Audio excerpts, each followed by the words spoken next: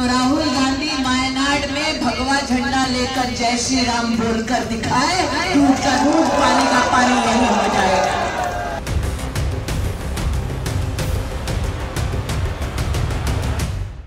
हम कह सकते हैं कि कहीं न कहीं अमेठी की लड़ाई जो है वो वायनाड पहुंची हुई है और कोई भी लड़ाई, राजनीतिक लड़ाई राहुल गांधी की बीजेपी आसान होते हुए नहीं देखना चाहती। यही वजह है कि आज जब बीजेपी के वायनाड के उम्मीदवार नामांकन पर्चा भरेंगे तो अमेठी से उनको हराने वाली स्मृति ईरानी सामने दिख रही है। मैं अपने कैमरा पर्सन को कहूंगी एक बार आपको सीधी तस्वीरें दिखाए रोड शो की।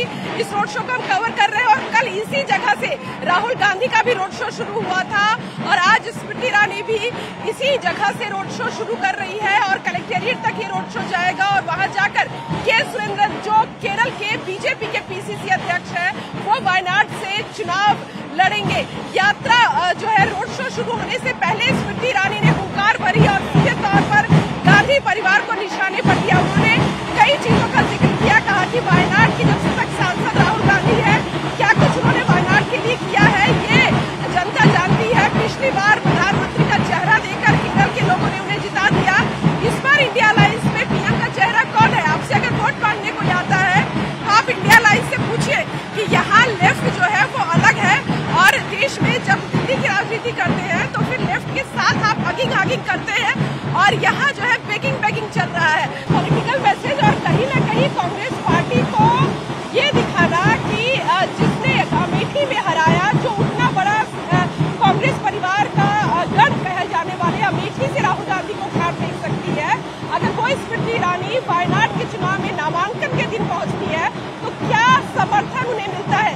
आप भीड़ देख सकते हैं, जिस तरह की भीड़ कल हमने राहुल गांधी के रोड शो में देखा था, क्योंकि राहुल गांधी वायनाड से सांसद है। और अगर वोट प्रतिशत की बात करें तो बीजेपी का वोट प्रतिशत केरल में पिछली बार बेहतर हुआ था। 13% वोट बैंक जो है वो वहां तक केरल में बीजेपी पहुंची थी। तो ऐसे में एक चुनौती बीजेपी की भी और अपने वोट बैंक को बढ़ाने की भी, और यही वजह है कि कोई भी लड़ाई, दक्षिण की किसी भी लड़ाई को कांग्रेस पार्टी के सामने जो है वो बीजेपी हल्का नहीं दिखाना चाहती है। यही वजह है कि आज स्मृति ईरानी यहाँ रोड शो करती हुई दिख रही है और एक पॉलिटिकल मैसेज और एक हम कह सकते हैं कि राजनीति में कुछ भी जो है हल्के में नहीं लिया जाता। हर चुनाव को बीजेपी किस तरह से लड़ती है, चाहे वो उपचुनाव हो, लोकसभा चुनाव हो, विधानसभा चुनाव हो, नगर निकाय का चुनाव हो, बीजेपी हर चुनाव को उसने ही मुस्तैदी से लड़ती है। इस बात का हम कह सकते हैं कि आज प्रत्यक्ष तस्वीर इस रोड शो के जरिए हम समझ सकते हैं कि एक मानसिक तौर पर भी एक दबाव की राजनीति बीजेपी वायनाड में कांग्रेस पार्टी के सामने दिखाना चाहती है। और स्मृति ईरानी के आज के भाषण में भी इस बात का जिक्र था कि 50 साल में जो कहा जा रहा था कि अमेठी रायबरेली से कोई जीत नहीं सकता गांधी परिवार के सामने, वहाँ बीजेपी की एक कार्यकर्ता होने के नाते मैंने वहाँ गांधी परिवार के उस साम्राज्य को खत्म किया है। तो वायनाड तो अभी राहुल गांधी का 5 साल का हुआ है और परिवार का भी जिक्र उन्होंने किया। उन्होंने कहा कि परिवार की बात करते हैं राहुल गांधी। मैं जब अध्यक्ष जी से चर्चा कर रही थी तो मैंने अध्यक्ष जी से कहा कि कल यहाँ पर कांग्रेस का भी नॉमिनेशन भरा गया, उसमें मुस्लिम लीग का फ्लैग मिसिंग था, है ना? वो इसलिए मिसिंग था क्योंकि जब वो नॉर्थ इंडिया में आएंगे चुनाव लड़ने तब वो कहेंगे कि मैं राम भगवान में मानता हूं, तब मंदिर जाएंगे। अगर हिम्मत है तो राहुल गांधी वायनाड में भगवा झंडा लेकर जय श्री राम बोलकर दिखाए, दूध का दूध पानी का पानी यही हो जाएगा।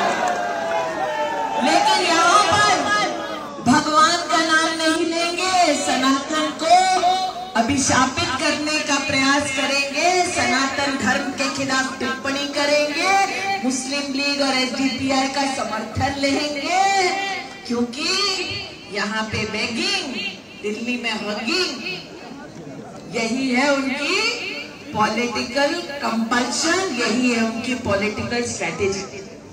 इसलिए आज कार्यकर्ताओं से कहने आए, 50 साल लोगों को लगा अमेठी में भारतीय जनता पार्टी का साधारण कार्यकर्ता नहीं जीत सकता, हम जीते और ऐसा जीते कि विधानसभा के चुनाव में 5 विधानसभा क्षेत्र में हमने कांग्रेस को मात दी और 4 विधानसभा क्षेत्र में कांग्रेस की जमानत सिक्योर कि आज वायनाड के कार्यकर्ता से कहने आई हूं कि असंभव को संभव बना सकता है भारतीय जनता पार्टी का कार्यकर्ता। हर बूथ पर जाओ, शीश झुकाओ, कहो लोगों से कि मोदी की सरकार दिल्ली में आने वाली है।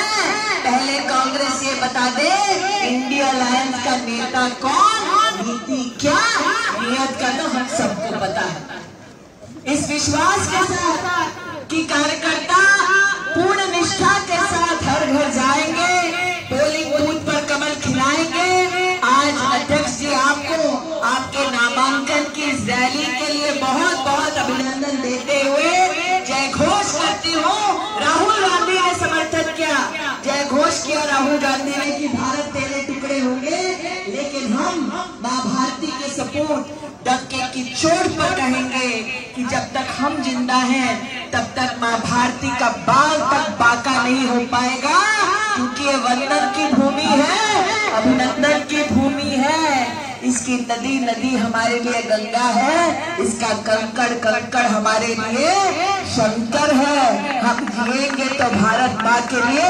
मरेंगे तो भारत माँ के लिए, और मरने के बाद भी गंगा जल में बहती हमारी अस्थियों को कोई अगर कान लगाकर सुनेगा